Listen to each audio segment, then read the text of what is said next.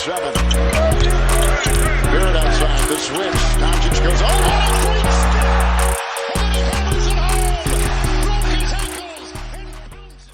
What's going on, guys? Welcome back to a brand new video. I hope you guys are doing well, and to bring you guys an update of like what this channel is going to be moving forward. Obviously, I'm going to continue to make Knicks NBA content for you guys, but it's the point of the season, or it's the point of the off season, that it's extremely dry. There's no more draft, like free agencies, like whatever at this point. Like the New York Knicks roster is set. Eventually we are going to cut guys. We'll see what goes on to happen with those Exhibit 10 deals and all that. Like Dwayne Bacon, like the update, he ended up the contracts in Exhibit 10 deals, so he might be like a Michael Kidd-Gilchrist situation. If he doesn't really show that much in training camp, he may end up getting cut.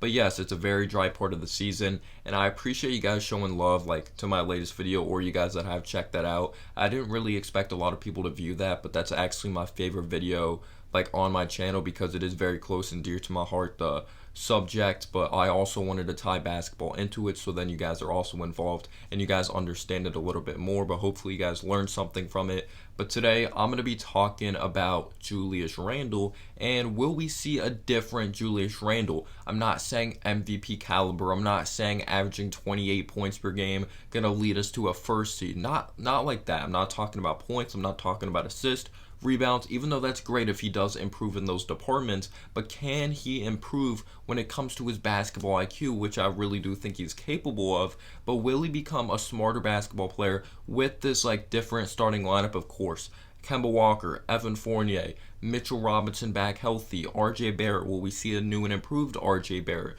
Will there be a little more shot creation? Obviously, there's much more pressure on Julius Randle this season. No one really expected Julius Randle to come out and do what he did. Like yes, we maybe thought like we're going to see a different Julius Randle because we had Tom Thibodeau, who really gets the most out of his players, but he just came off of a huge year, big time contract. He had a good season, but at the end of the day, it was just one season. We have to see consistency, especially with that contract he got as well. And I know there's some critics or just some Knicks haters out there saying it was a fake season, there wasn't fans. We'll see. We'll have to wait and see how he does when there's actually fans, but I'm going to be talking about it a little bit. Again, I appreciate your support. I appreciate you guys rocking with the channel, and let's get right into it, yo. So the first thing I'm going to be talking about is like, can his style of play on offense change? We know he's 6'10", built like a brick house. He was someone that really took pride in attacking the basket at Kentucky, like with the Lakers, with the Pelicans. You would see shots there, and there, like shooting it outside on the perimeter, but it wasn't really consistent. It wasn't installed into his game. So it's so interesting to see someone that's 6'10", built like a brick house, has the capability of attacking the basket. But this past season, his best season in the NBA, he really relied on that outside shot. I'm not sure if it was like the overall inconsistency of the shooting. Yes, we shot it well in the second half of the season. I love RJ Barrett, but at the beginning, there was one point he was shooting 19% from beyond the arc. Elfrid Payton can't shoot the basketball. Reggie Bullock, there was a level of inconsistency there. We know Nerlens Noel can't stretch the floor, so there definitely was that pressure there. But yeah, he was taking fadeaway jumpers that we didn't see before. He was taking threes from the outside. But now that we have more consistent spacing, now that we know RJ Barrett, after shooting 40% from beyond the arc, we'll like to see him become more versatile off the dribble. But he's a very good catch and shoot three-point shooter, at least this past season. Kemba Walker can stretch the floor, Evan Fournier as well. So will we see a different versatile offensive player of Julius Randle that plays inside out more? Because in my opinion, it's going to open up things even more for his teammates of getting the defense to collapse, kicking it outside on the perimeter, but he'll have to become a smarter player if he goes on to do that. Because you think about it, Julius Randle has really struggled with double teams. He really has. When you think about it, he has to do a better job of sensing it. He has to realize that the defense is zoning in on him. He is the best player in a New York Knicks uniform. So is he going to be aware, like he knows that double team's coming, he's going to give up the basketball? Sometimes he holds on to the ball way too long for my liking, or plenty of Knicks fans' liking as well, and he's going to have to become more versatile with that right hand dribble. He has improved. I don't think he really gets credit for that. I don't think he's terrible with his right hand, but he still has ways to go in that department, especially finishing as well.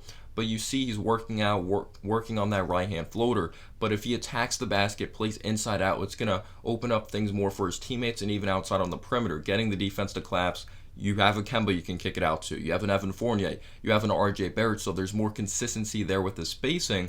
But let me know down below, would you like to see him become more like inside out? Because yes, he improved as a 3-point shooter, but sometimes he took way too many threes in my opinion. But for someone that is 6'10", I would definitely like to see him attack the basket more, especially because he's so strong. But yes, maybe he needs more finesse around the basket because he doesn't have this long wingspan. But for someone that's so strong, you would like to see him play more physical. That's just my opinion though.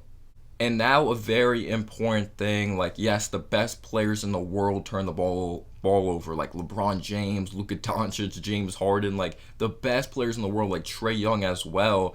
Randle, we know, turns the ball over a lot, but you could also think about it, he was literally our point forward. He was dribbling the ball up. Like, we didn't have a pure point guard at all. Elfrid Payton, like, he was starting, but he wasn't really getting starting minutes consistently, so you really have to put that into context, that he was dribbling the ball up. He was really creating for others as well, which was just amazing. Julius Randle definitely took a big leap in that department of really improving his playmaking. Yes, there's times that he still has tunnel vision, but he really looked to distribute the basketball more, which I really did respect about Julius Randle's game.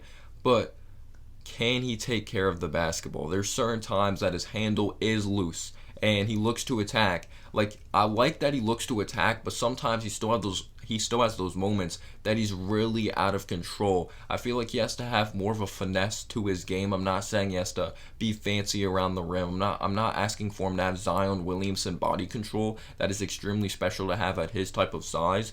But you would like to see him have a better plan of going to the basket. Like I mentioned, with the double teams, like, he has to be more aware when that double team is coming. Like, you saw it, like, literally the whole season. He didn't adjust to it at all. You would see some plays that you're like, that's awesome, because some of the best players thrive off of double teams. You see LeBron get double teamed. I'm not comparing Julius Randle to LeBron, but he has the certain sense, oh, it's coming. I know someone's going to be open in the paint. I know someone's going to be open outside on the perimeter, but it just seems like Julius Randle's mindset is to get out of it.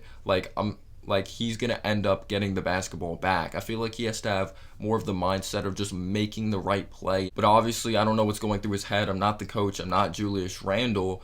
But I don't know. Just getting others involved, I think, is really huge when it comes to this offense, because we saw that Julius Randle could score in bunches, but we want to see every player be utilized. When you have a guy of Kemba, you want him to obviously score the basketball. That is his best asset. Evan Fournier, he can create for himself. He can shoot off the dribble, catch and shoot situations. You want to see RJ Barrett continue to get better. So will Randle realize with this brand new personnel, I don't have to save the day every single time. Like, I can give up the basketball. I have Kemba Walker. I have Evan Fournier. I have RJ Barrett. I don't have to look for the last shot of the game. Like, I don't have to look to take the last shot at the end of the game and just be that big-time hero, because Evan Fournier, you can kind of say he is in his prime. He's going to look to take that last shot as well. We know Kemba Walker's not afraid of the big moment. We know RJ Barrett isn't afraid of the big moment. We know Randle isn't, even though he has to execute more down the stretch, but he'll continue to get better at that, in my opinion, really putting in the work. But do you guys think that's going to be a problem? Let me know down below with the guy of Evan Fournier in his prime. We know RJ's not afraid Kemba.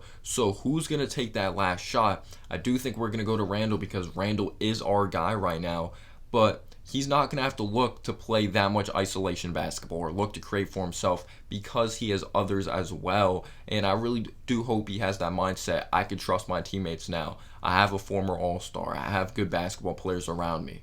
And, like, the defense is going to collapse on me. They're going to zone in on Julius Randle. They know Randle wants to take that shot, and they want to make Julius Randle rattled, so he's going to have to become smarter and be like, I can give up the basketball. I know where to go with the ball. He has to have a better sense of that.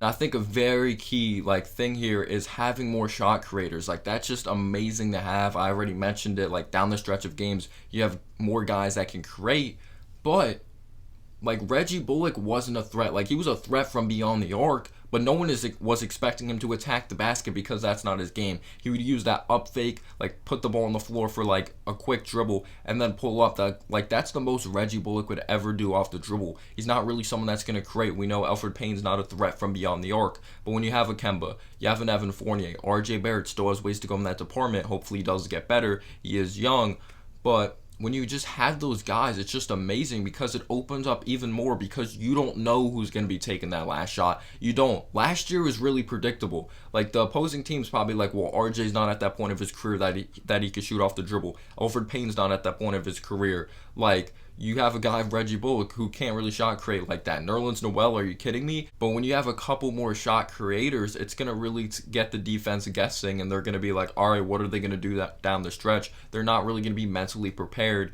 because you have a couple more guys in the starting lineup that can create. But let me know down below your thoughts. How much better do you think Julius Randle will improve? Do you think he'll improve in a different way? Like, I'm not expecting him to average 30 points per game, but I do hope he improves when it comes to his basketball IQ, because you can always get better, like, when it comes to that part of the game. But yeah, let me know down below your thoughts, and peace out, y'all.